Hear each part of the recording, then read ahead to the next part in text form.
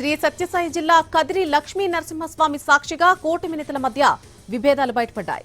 బ్రహ్మరథోత్సవంలో రథంపైకి ఎక్కే విషయంలో TDP BJP మధ్య వివాదం ఏర్పడింది. రథోత్సవం వద్దకు వెళ్లకుండా బీజేపీ రాష్ట్ర నాయకుడు విష్ణువర్ధన్ రెడ్డిని హౌస్ అరెస్ట్ చేశారు పోలీసులు. తనను రథం ఎక్కకుండా ఉండేందుకు ఆంక్షలు విధిస్తున్నారని అన్నారు విష్ణువర్ధన్ రెడ్డి. ఆయన చేసిన వ్యాఖ్యలకు కదిరి ఎమ్మెల్యే కందికుంట వెంకట ప్రసాద్ స్పందించారు. రథోత్సవంలో ఎలాంటి వివాదం లేదని క్లారిటీ ఇచ్చారు.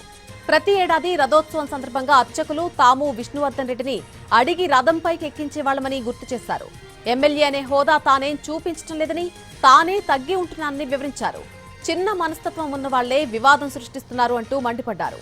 రథోత్సవాన్ని వివాదం చేయాలనుకుంటున్న వారి సంగతి ఆ దేవదేవుడే చూసుకుంటాడని వ్యాఖ్యానించారు ఎమ్మెల్యే కందికుంట ప్రసాద్. 30 సంవత్సరాలుగా ఉభయదారులుగా సేవలందిస్తున్నామన్నారు బీజేపీ నేత విష్ణువర్ధన్ రెడ్డి. తనపై దాడి జరిగే అవకాశం ఉందని పోలీసులు హెచ్చరించారని తెలిపారు. రథంపైకి ఎక్కకుండా కుట్ర చేశారని ఆరోపించారు. రథంపై 8 మంది అర్చక సిబ్బంది, 2 అర్చక పరిచారిక సిబ్బంది, 2 విద్యుత్ సిబ్బంది, మాజీ ఎమ్మెల్యే పార్థసారథి తనయుడు వంశీకృష్ణకు మాత్రమే అనుమతినిచ్చారు. రథంపై మొత్తం 14 మందికి మాత్రమే ఉండడానికి అవకాశం ఉంది.